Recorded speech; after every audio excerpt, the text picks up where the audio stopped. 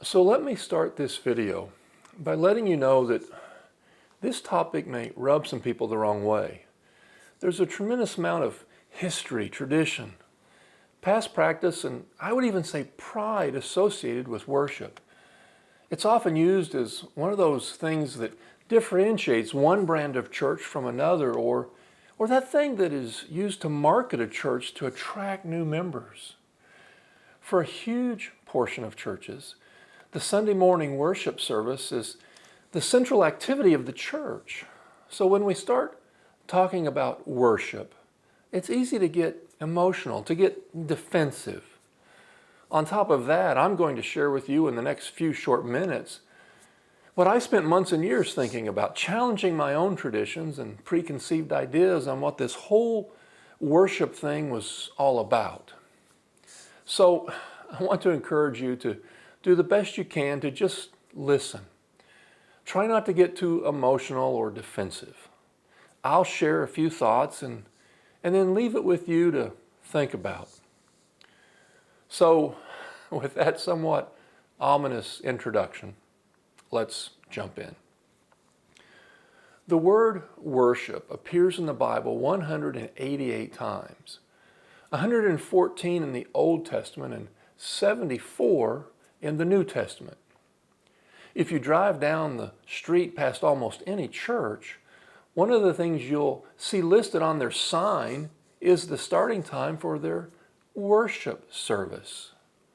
Did you know that the phrase worship service doesn't show up a single time in the Bible? Not once. And yet there it is right out by the street on almost every church sign in America. And you say, oh, Larry, that doesn't matter. Because right there in my Bible, right there in the middle of 1 Corinthians chapter 14 are the words, instruction for worship. There's just one problem. Those aren't actual words in the Bible. Paul did not write those words. That 74 times the word is used in the New Testament is now 73. That's a man-made heading, usually placed right before verse 26. And did you realize that from verse 26 to the end of that chapter, the word worship doesn't show up a single time? Why is there a heading about worship when the passage following that heading doesn't even use the word worship a single time?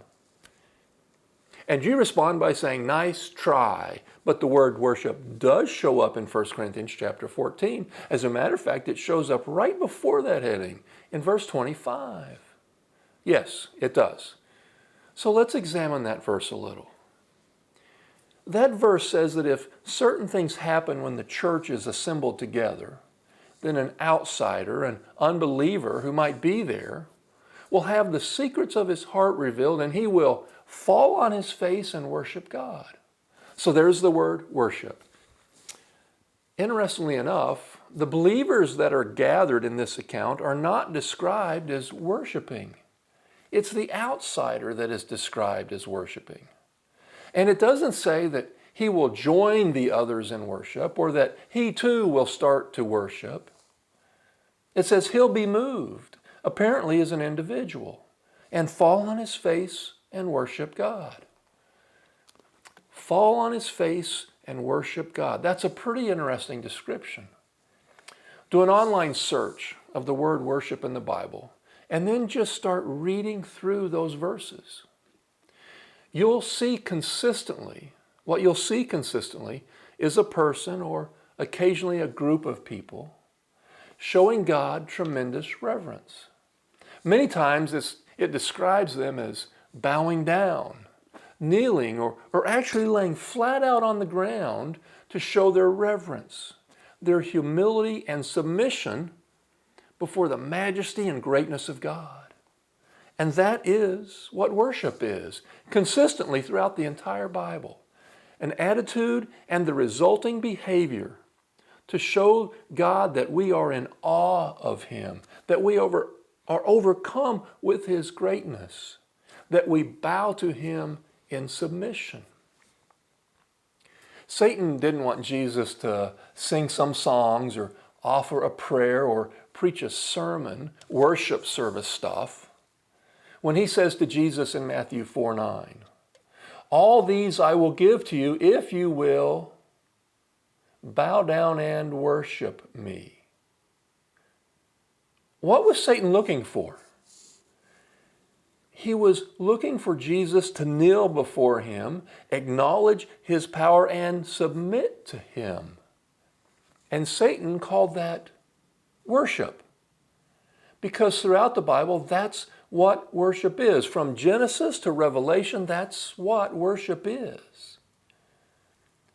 Let's circle back to this worship service topic.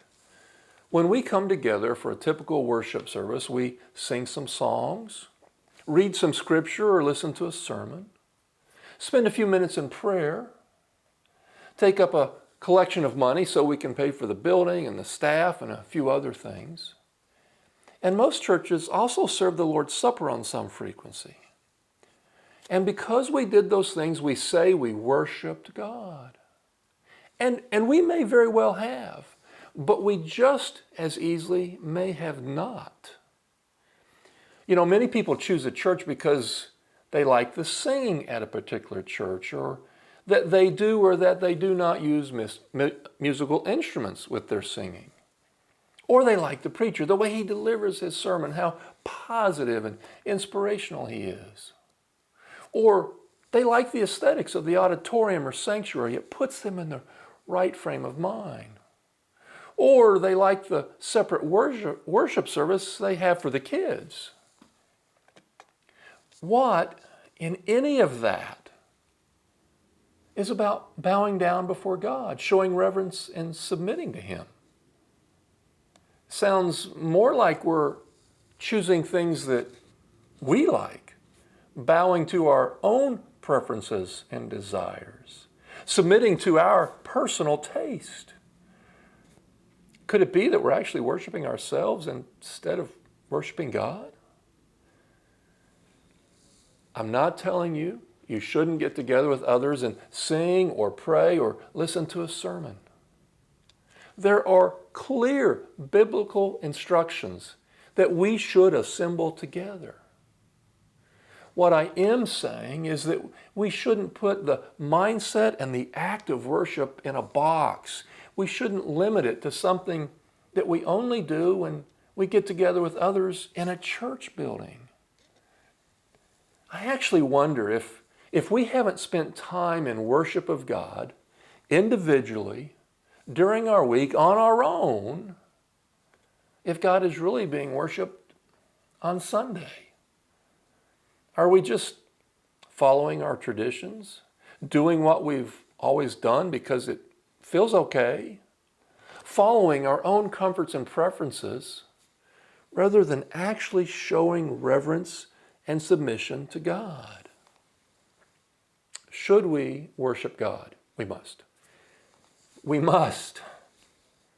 But let's make sure we really understand what it means to worship God. Let's make sure we haven't let the word shift into something that's comfortable for us instead of what it really means when we read it in the Bible. Jesus is quoted in John chapter 4 saying, "But the hour is coming and is now here when the true worshipers will worship the Father in spirit and truth. For the Father is seeking such people to worship him. God is spirit, and those who worship him must worship in spirit and truth." Let's take heed of Jesus' words and examine ourselves to make sure that is what we are actually doing. I'll leave the message with you. Thanks for listening. Hope to see you in the next video.